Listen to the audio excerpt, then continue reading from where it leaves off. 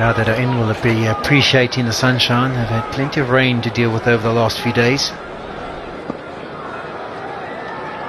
Waiting for some fireworks. Oh, that's an easy put away, but it just gets away with it. It's just a single to end the over, 6 from it. So a subdued start from South Africa, 20 without loss.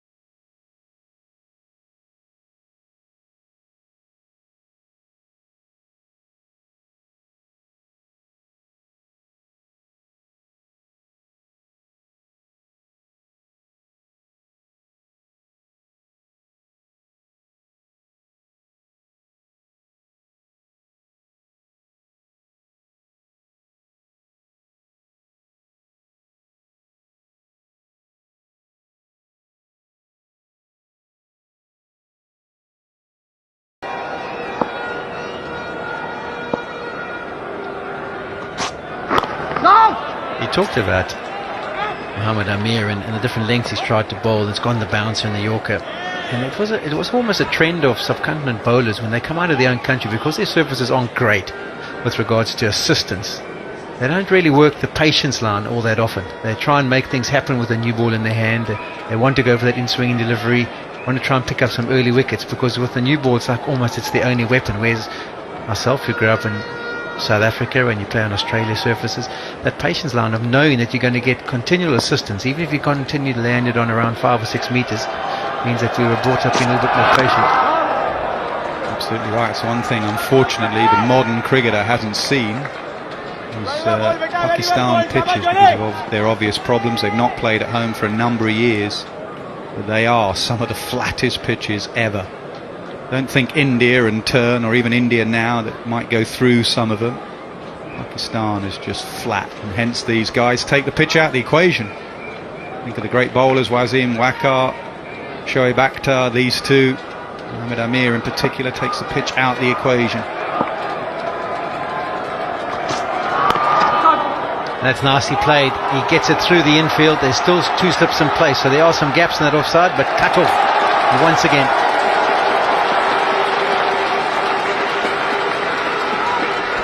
Yeah, without the rain of the last week or so, this would have been a certain boundary at Edgbaston. It's one of the quickest scoring grounds in world cricket, but it is that little bit slower. You can see with the slide there, plenty of time to just drag that ball back in.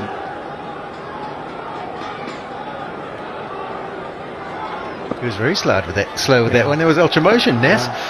Slow slide.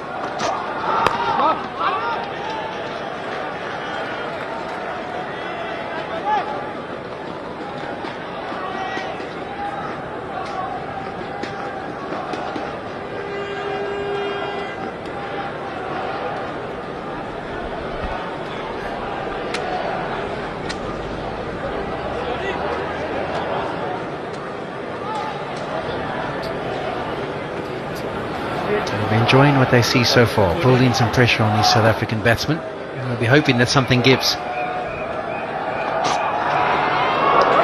might be adjudged to be a wide. No, he gets away with that one.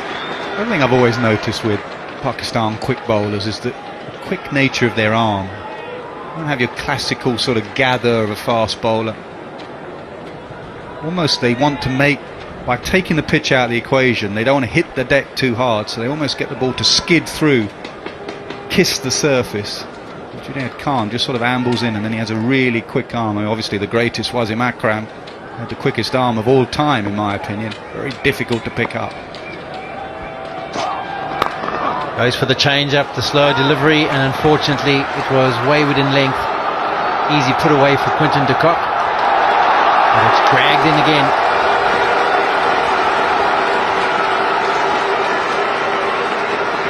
6 gone, 25 without.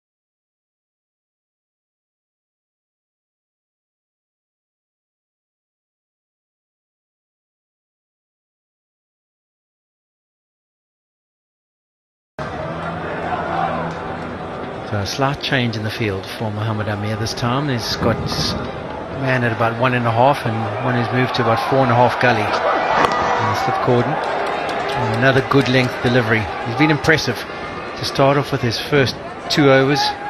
Right on the money, and then he started to just change things up, went to a few short deliveries. Those 2 that you see there in particular were the last over to Hashim Amla. At 40 to 50% in and around a good area. Good start. Nothing wrong with that at all, is there? I know you've done some analysis on Rabada where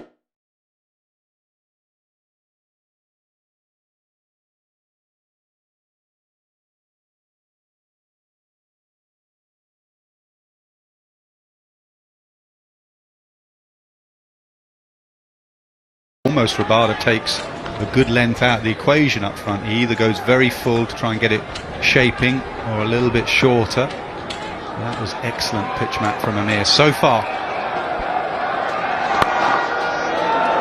Do you think psychologically, Sean, sides go about, South Africa against Sri Lanka, for example, went very slowly, ended up with 299 because they knew that was enough against Sri Lanka?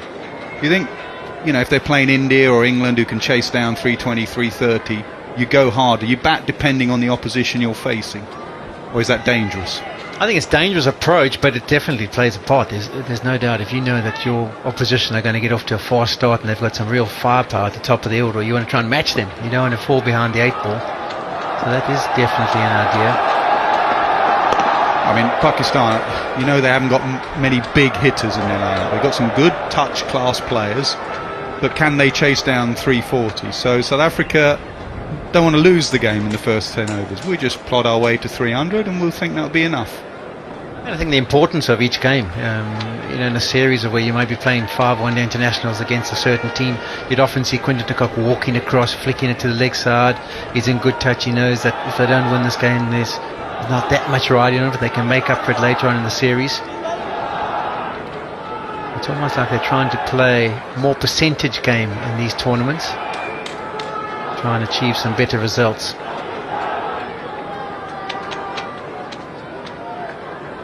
Slip comes out, short cover in place, and goes to the slow delivery. Yeah, we've shown you some poor fielding from the India-Pakistan clash from Pakistan today. I think they've been given a bit of a rollicking from their coach and captain. A bit more energy in the field. Lots of fielders running around, patting each other on the back, the slide, hunting pairs. They look like they've got more energy. I reckon it's one of the reasons that Ahmed Shahzad was left out of the team, because of his fielding.